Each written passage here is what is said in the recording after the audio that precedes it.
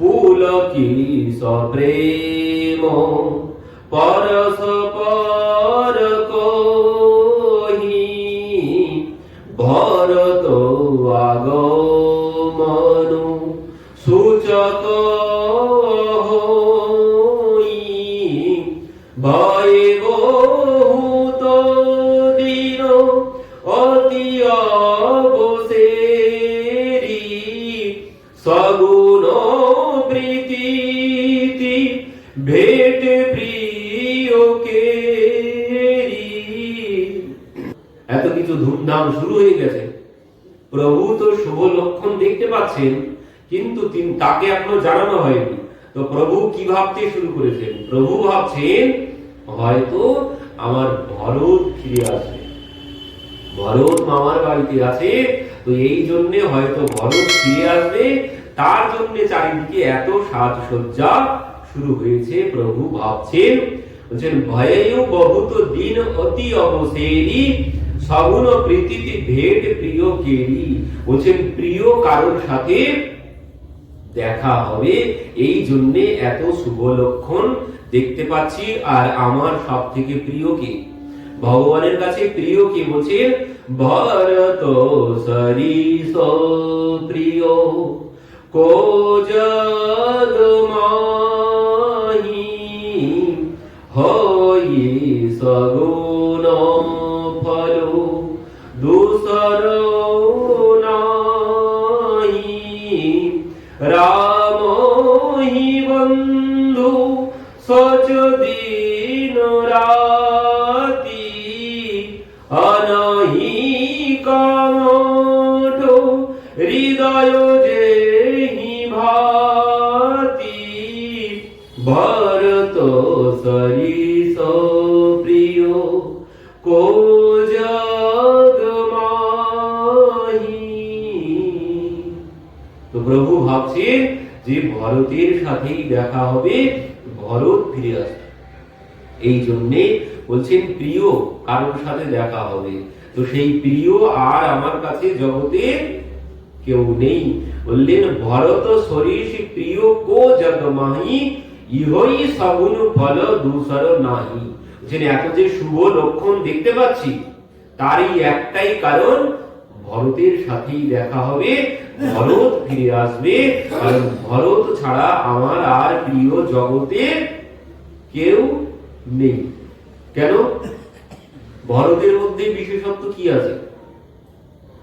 ভরতের মধ্যে বিশেষত্ব হচ্ছে ভরত ভক্ত, ভগবানের কাছে প্রিয়কে তার ভক্ত ছাড়া জগতে আর কোনো প্রিয় নেই। তো বলছেন একমাত্র ভক্ত হচ্ছেন ভরত এখানে। তো এই জন্যে ভগবান বলছেন ভরতের মতো প্রিয় আমার আর জগতে কেউ নেই। তো এই জন্যেই এত শুভ লক্ষণ হয়তো দেখা যাচ্ছে। এই অবসর সুমঙ্গল পরম সুনিরহসে রনিবাসু সোবত লখি বিধু বড়ত জনবারধি বিচু বিলাসু। বলছেন রামচন্দ্রের রাজ্যাভিষেকের মঙ্গল বার্তা তখন সমগ্র অন্দর মহলে আনন্দের ঢেউ এনেছে। অন্দর মহলে এই সংবাদ চলে গেছে, বলছেন আনন্দের সমুদ্র বইছে সমস্ত অন্দর মহলে। প্রেম পুলকিতনু মনয়ানুরাগী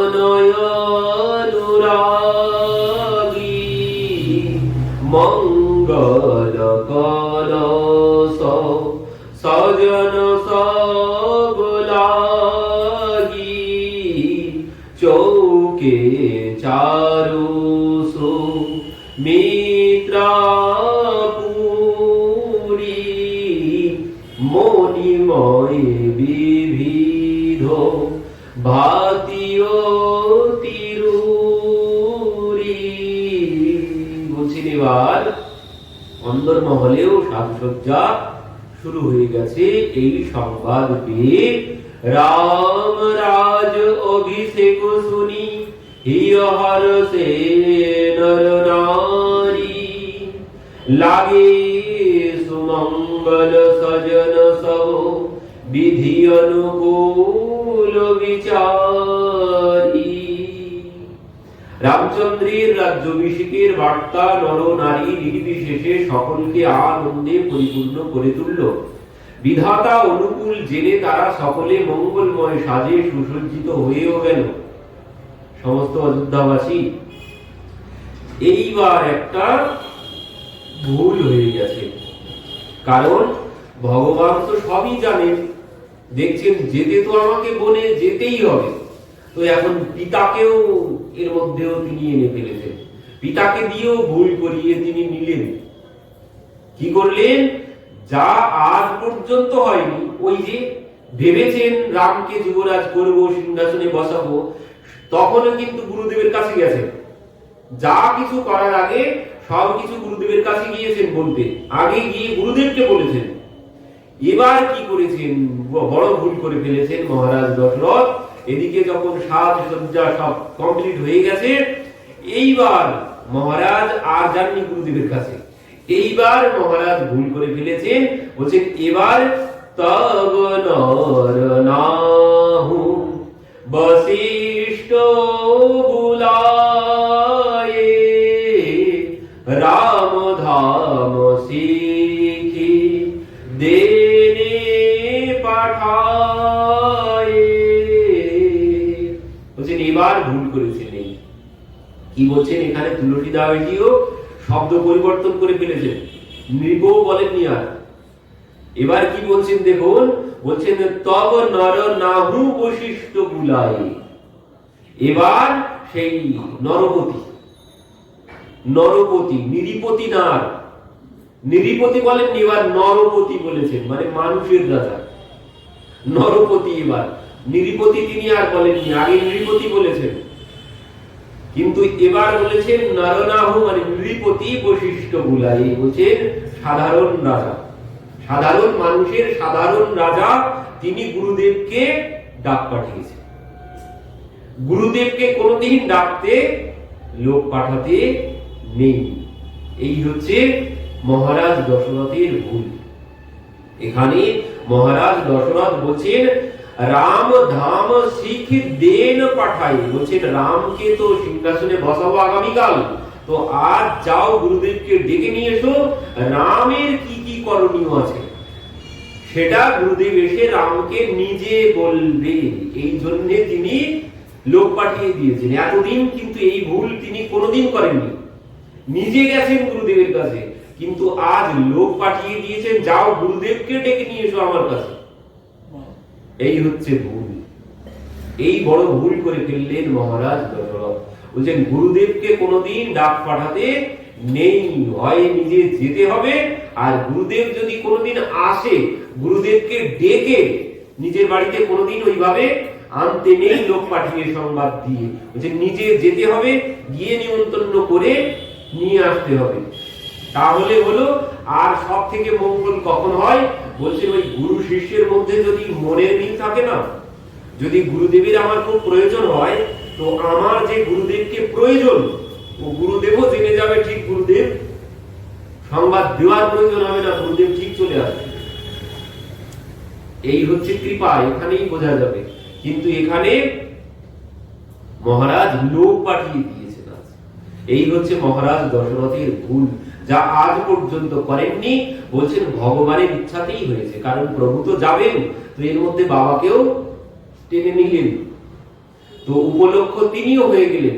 তো এবার যখন সংবাদ পাঠানো হলো, গুরু আগমন সোনত রঘুনাথা দার আয়ে পদ নাও মাথা।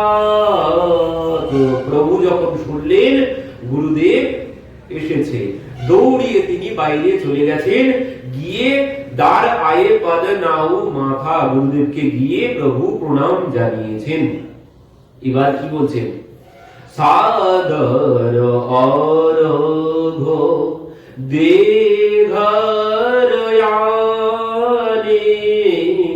সারহ ভাতি পুজিশন মানে গহে চরণ সিও সহিত বহরি বলে রাম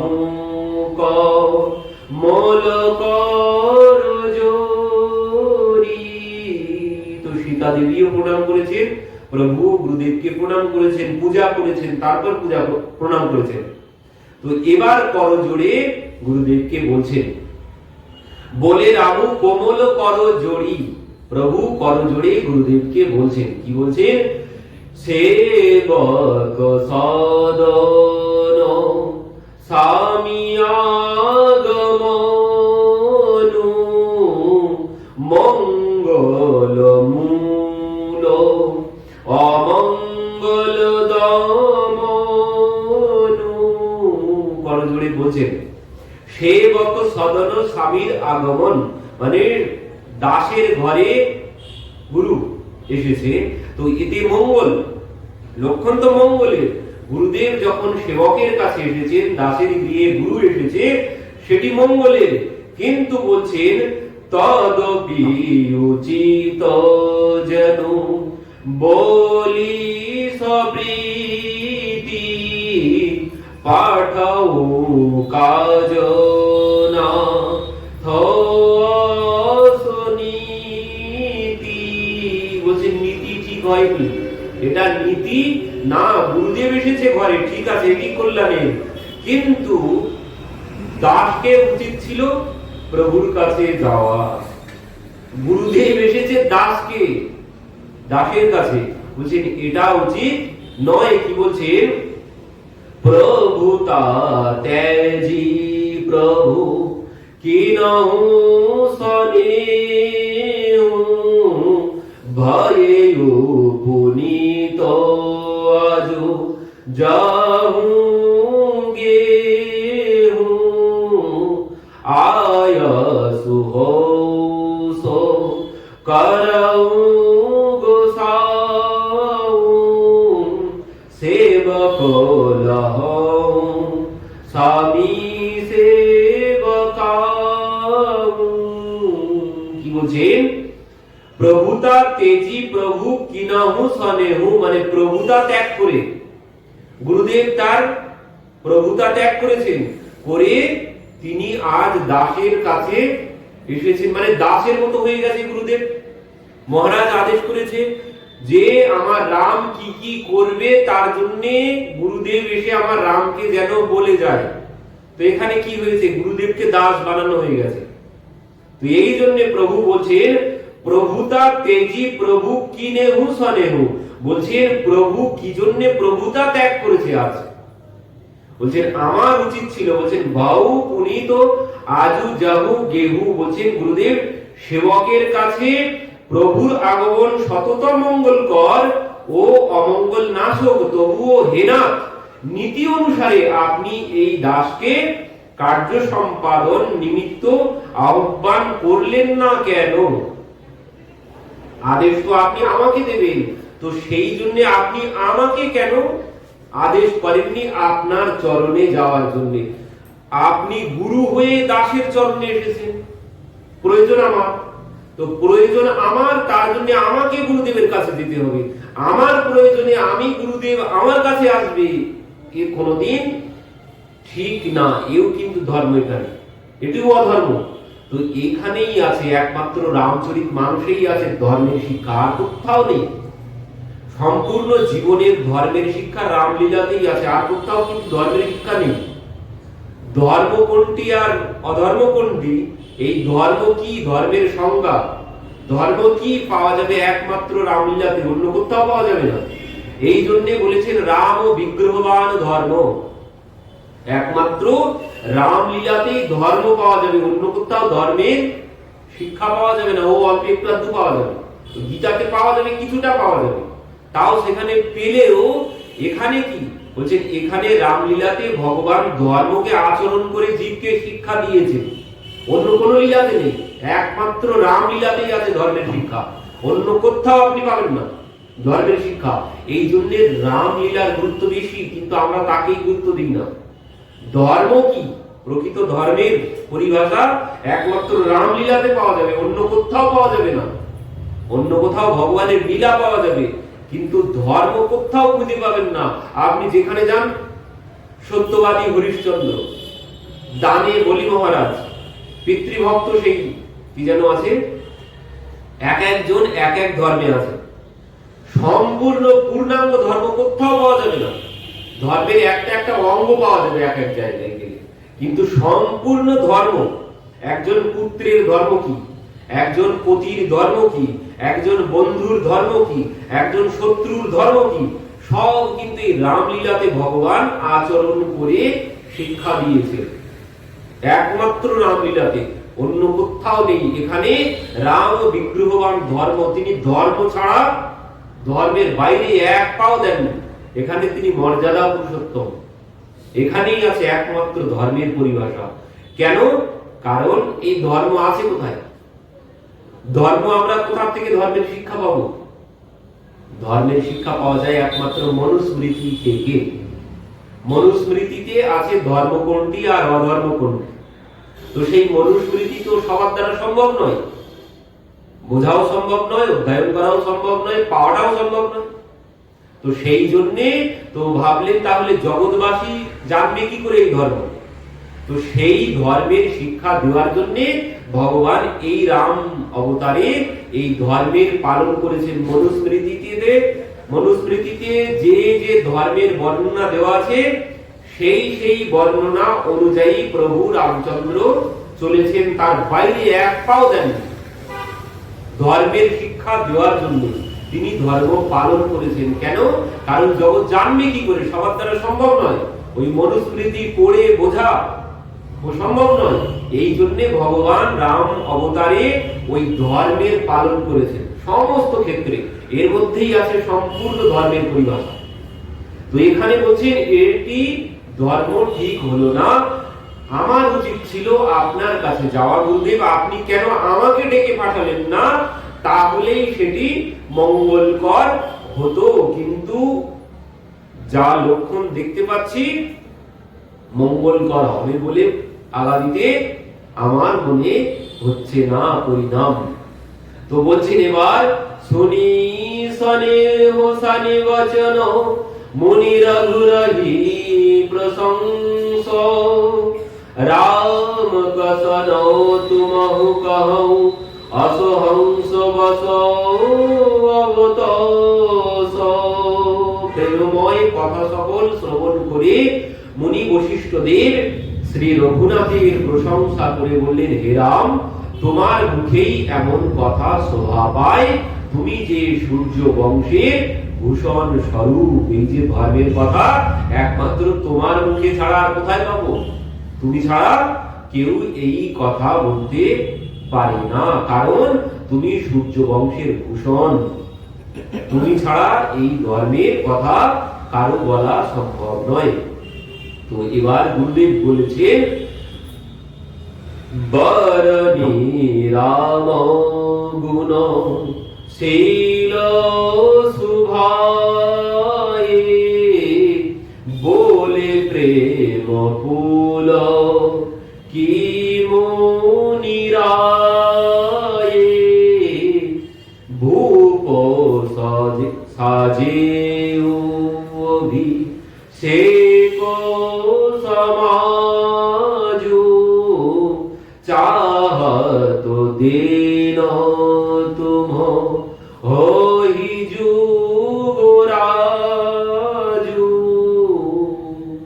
গুরুদেব এবার বললেন, কি বলছেন?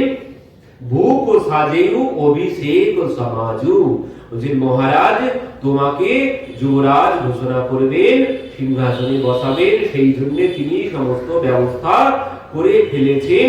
চাহত দের তুমহি যুবরাজু, মহারাজ ভেবেছেন তোমাকেই সিংহাসনে তিনি বসাবেন।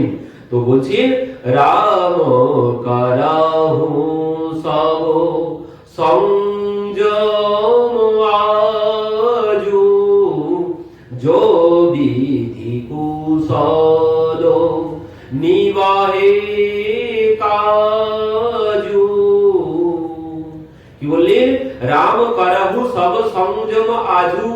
বলছেন রাম তুমি আজ সব কিছুতে সংযম পালন করো, কারণ যো বিধি কুশল নিবাহে কাজু। বলছেন যাতে আগামী দিনের কাজ কুশলে সম্পন্ন হয়, সেই জন্য তুমি আজ সংযম পালন করো। গুরু শিখ দেই রাম পহি গয়ো, রাম হৃদয় অসো বিস্ময় ভয়ো। গুরুদেবের এই কথা শ্রবণ করে প্রভুর মনে কোনো আনন্দ নেই।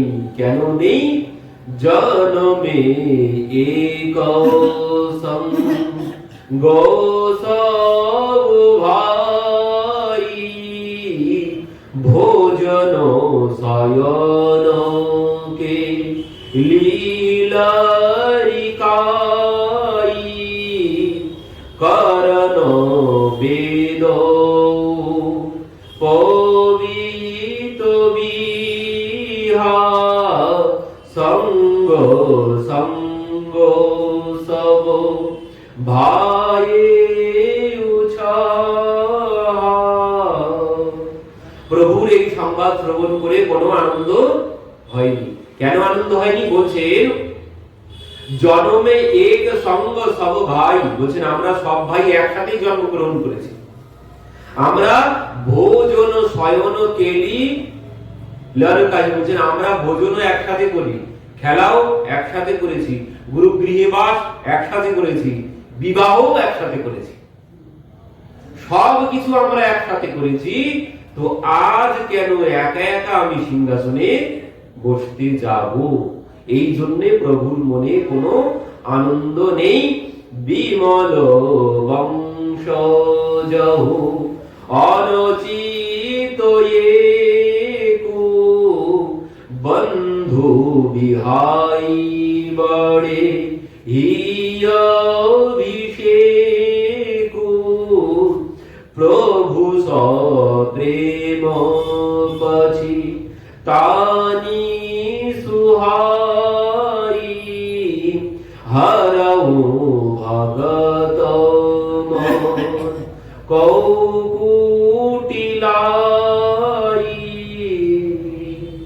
বলছেন সবাই আমরা একসাথে বড় হলাম হয়েছি, তো বিমল বংশ জহু অনুচিত একু। বলছেন এখন কেন আমি একা একা সিংহাসনে বসবো?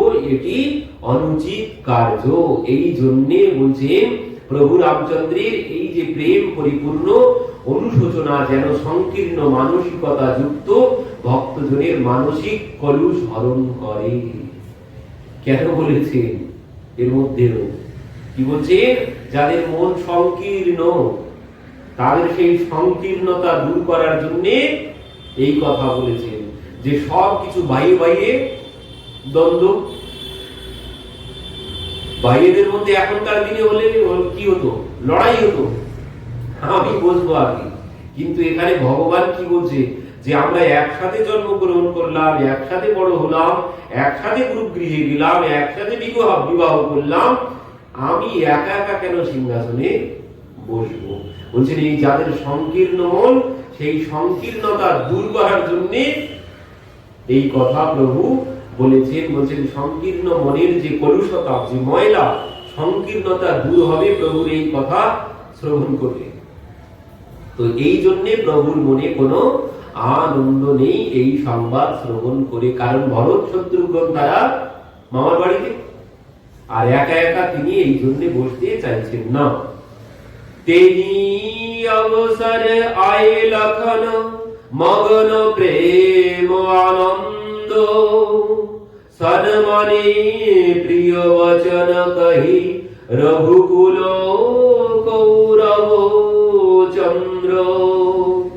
বলছেন সেই সময় ঘটনাস্থলে প্রেমানন্দে মগ্ন লক্ষ্মণের আগমন হলো। রঘুকুল কুমোদনাথ রামচন্দ্র অনুজকে সুমিষ্ট বচনে আপ্যায়ন করলেন। তো লক্ষ্মণজি এসেছে, প্রভু লক্ষ্মণকে সুমিষ্ট বাণীতে তাকে পাশে বসতে বললেন। বাজহি বাজানে বিধ বিধানা, मधु जही जाई बाखाना भरत आगमनु सकल मानवही आवहु बेगिन यन फल पावोई हाट बाट घर गली अथाही करही परस पर लोग लुगाई। বহুবিধ বাদ্য বাজছিল, বর্ণাতীত সুন্দর তখন নগরের পরিবেশ। অযোধ্যাবাসীগণ উদ্গ্রীব হয়ে আছেন যেন ভরত শীঘ্রই ফিরে আসুন আর চাক্ষুষ দর্শন করে নয়ন সার্থক করুন। পথে ঘাটে হাটে চৌমাথায় সর্বত্র একই আলোচনা হতে লাগলো। সকলেই জানতে উৎসুক যে আগামীকালের সেই শুভ লগ্ন কখন, যখন বিধাতা আমাদের অভিলাষ পূর্ণ করবেন, সেই শুভ মুহূর্ত কখন। সবার মনের মধ্যে ওই একটাই প্রশ্ন, কোন শুভ মুহূর্তে প্রভু সিংহাসনে বসবেন। কনক সিংহাসন সিও সমেতা बैठे राम চিত চেতা। কনক সিংহাসন সিও সমেতা বলছেন সীতা দেবী সহ প্রভু সেই স্বর্ণের সিংহাসনে কখন বসবেন। সবার মধ্যে ওই একটাই চিন্তা ভাবনা ছাড়া, কথা ছাড়া অন্য কোনো কথা নেই। সাদর বলি বিনয় সুর করহি বারহিবার পাইলেও পারহি। বলছেন দেবতাগণ দেবী সরস্বতীকে এবার কি হয়েছে, চারিদিকে তিনহি সহীন অবধ বাধাবা চরহি চন্দনী রাতি নভাবা সাদর বলিবি নয় সুর কাহি বারহি বারো পাইলে পাহি। চারিদিকে তো বাজি বাজনা বাদ্য বাজতে শুরু হয়ে গেছে। তো গুরুদেব বশিষ্ঠ ফিরে যাচ্ছেন। ফিরে যাওয়ার সময় পথে যে এত ধুমধাম বাজি বাজনা শুরু হয়ে গেছে, তো জিজ্ঞাসা করছে কিসের জন্য এত বাজি বাজনা। তো বলছে আমাদের রাম রাজা হবে। তো গুরুদেব বলছেন তোমাদের রাম তো এখনো রাজা হয়নি, আগে হোক তারপর বাজিও। আগের থেকে কেন বাজাচ্ছ তোমরা, এত বাজি বাজনা এত আনন্দ কেন? বলছেন আগে রাম রাজা হোক তারপরে বাজাও, আগের থেকে আনন্দ করতে নেই। আর তার জন্যই কি হলো, আগের থেকে বাজি বাজনা শুরু হয়ে গেছে। আর সেই বাজনা কাদের কর্ণে গেছে? বলছেন সেই বাজনার শব্দ চলে গেছে দেবতাদের কর্ণে।